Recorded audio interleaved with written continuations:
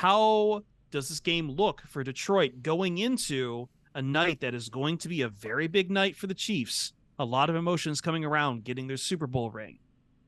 We've seen it backfire on teams before. What are the Lions looking at here? I mean, it's you still have to treat this team like they're the best team in the league, right? They are until they're proven that they're not. And so if they're the best team in the league, well, that's one hell of a litmus test for your Detroit Lions. And to go into their environment on, like you said, an emotional night in front of a national audience, like, yeah, it's as hard of a first test as you can get. And so it's why I kind of reject the notion that this team has to get off to a hot start.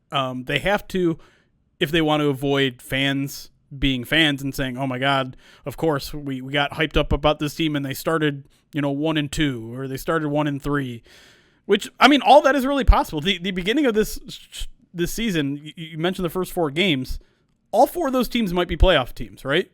You got the Lions, you got the Seahawks, you got the Falcons, you got the Packers. Now, the Falcons and the Packers are certainly a step down from those first 2, but I think both those teams are thinking they could win their division. They could sneak into the wild card. So these are a quartet of decent teams that if the Lions come out 1-3, I wouldn't be shocked. I don't think it's going to happen. I think 2-2 is probably a minimum of what they're going to finish out these first 4 games. But I'm not going to panic either way, because you look down the rest of the stretch, you look at how this team has persevered after slow starts. I don't think they're going to get fazed by it. I don't think they're going to get fazed if they lose to Kansas City. I don't think they're going to get fazed if they lose to Seattle. This team went from 1-6 to 8-2. Nothing is going to get in their way of seeing the larger goal in mind here. And so, yeah, I mean, what can you say about Kansas City that you guys don't know already? It's Patrick Mahomes' team. The defense is kind of okay. It's going to be missing the biggest piece of it in Chris Jones. And so that's going to give the Lions a fighting chance because I just got done hyping up this team. I think this is going to be one of the best teams in the NFL too. So I think Thursday night's going to be a behemoth game where it's going to probably come down to the very end. And games that come down to the very end are toss-ups. And so I think this is going to be a toss-up. If the Lions win it, people are going to go nuts. If the Lions lose, people are probably going to go nuts too in a bad way. They're going to say moral victory this and moral victory that and same old Lions. But keep the larger picture in mind. This is a very long season. This is just the very, very exciting beginning of it. Yeah, I think that it's always tough to play a team like the Chiefs because this is a defense that is still young. It's still going to be figuring things out. I think this year especially they will figure things out. But that is one hell of a bastard to try to nail down on night one. On a short week in your cycle, in your rotation. Now, it is week 1, obviously. So it's not like you're going middle of the week for a Thursday night game. But I think that the Chiefs have proven that they are the best team in the league, and they will continue to be the best team in the league. Now, one of the interesting stories for the Detroit Lions going into this game was the sudden, I don't want to call it a benching, but Isaiah Buggs is going to probably start on the inactives. And he revealed this on Monday himself that he won't be playing versus the Chiefs.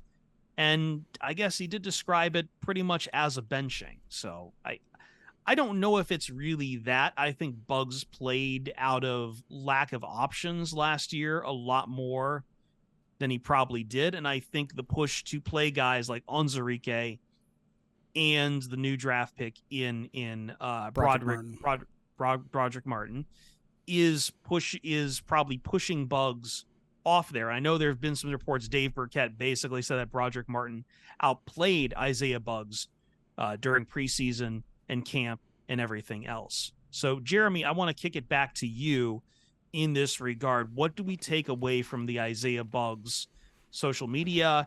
Is he a factor for this team? Certainly not in this game, but I guess I should add, this is fueling, I think, some early season panic for certain Lions fans, and I just want to hear what you have to say in that regard. Well, yeah, I mean, it's surprising, no doubt about it. Benito Jones did outplay him, though. Benito Jones won the job. He was starting to rep ahead of him at the end of training camp. A lot of people noticed Benito Jones in the preseason game. He was very good in the preseason games.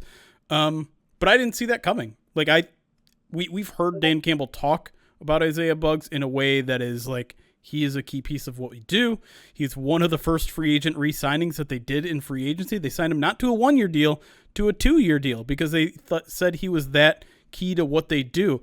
And so for the Lions to come around and tell him, over the weekend, hey, you're not only have you lost your starting job, you're not even going to play in our season opener against the Super Bowl champs. Like, yeah, that's pretty surprising. That's pretty interesting. And it's not a surprise to me that Buggs was upset about it. Like, he can say, he's going to be a team player. He can say, I'm going to use this as motivation and I'm going to come back even harder. And maybe all those things are true, but it was also very clear he was upset about the situation, right? He went to Twitter first, which is never really a great place as a professional athlete to express your emotions, because anything on. You should never express anything on Twitter, to be honest. Probably true. And I think you also have to question him even revealing this news to the media, right? I can't imagine the coaching staff is thrilled about him doing that. Not that this regime is as obsessed with competitive advantages as a previous regime, but I have to imagine they probably would have preferred to keep that in-house, not to give Kansas City on a platter saying like, hey, Benito Jones is going to start. We're not even going to play Buggs, so don't bother watching any Buggs tape.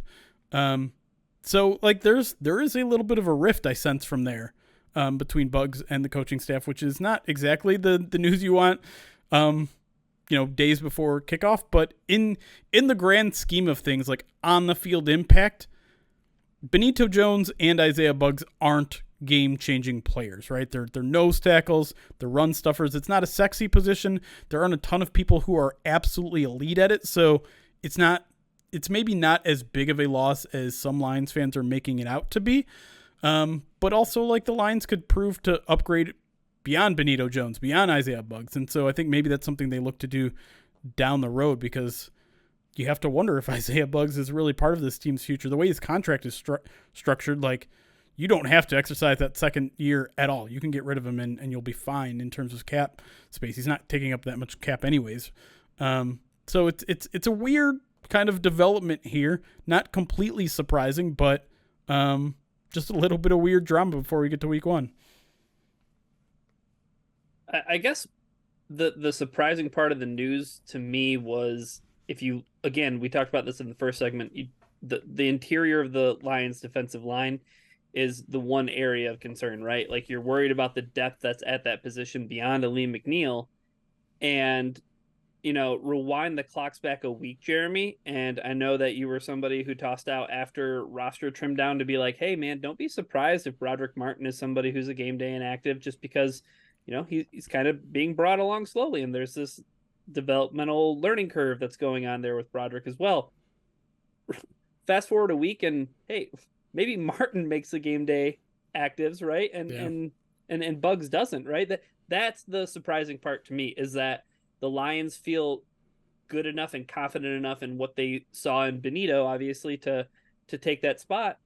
But it's not surprising in the fact, too, as well, that Buggs was a guy who signed late in camp last season, right? He's a former 6th-round pick who, he had an okay season last year. He turned it on, in the second half, had that breakout performance against Minnesota. Yep. And I think that endeared him to so many people that they just said, oh, yeah, the Lions have their guy. Like you said, Jeremy, they make it a high priority to re-sign him immediately. So I think maybe that's the surprising part of it. But again, this isn't a guy who they drafted with a 2nd-round pick, right? Or they spent a ton of money on. Yeah, the only thing I want to add really quick is, I know Dave Burkett talked to Buggs a little bit after the media scrum, and Buggs suggested that maybe because he missed out on some mini camp, some voluntary workouts, maybe that put him in the doghouse. I have to say I don't buy that. That to me seems like Buggs being a little sour grapes here, because he's suggesting that this Lions franchise, and everything we know about this Lions franchise, is like, hey, take care of yourself. He's suggesting that because Buggs tended to his family, a newborn son or daughter, I'm not sure which one, he thinks because he prioritized that over off-season workouts that he got put in the doghouse. That does not scream to me what this regime, what this culture is all about. So that That would surprise me, but I don't know.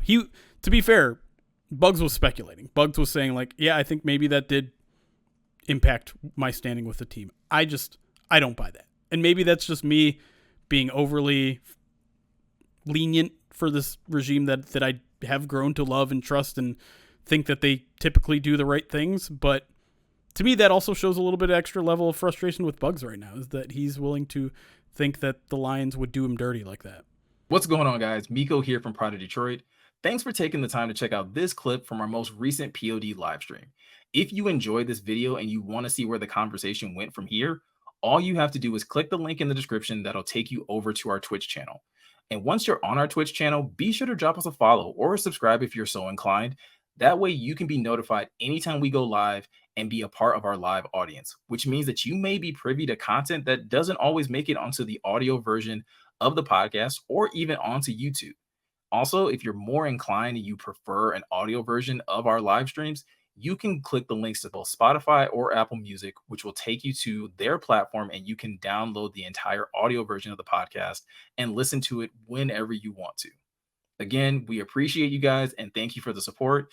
Be sure to leave a like, a comment, and subscribe to this channel if you're new, and we will be sure to keep bringing you amazing Lions content.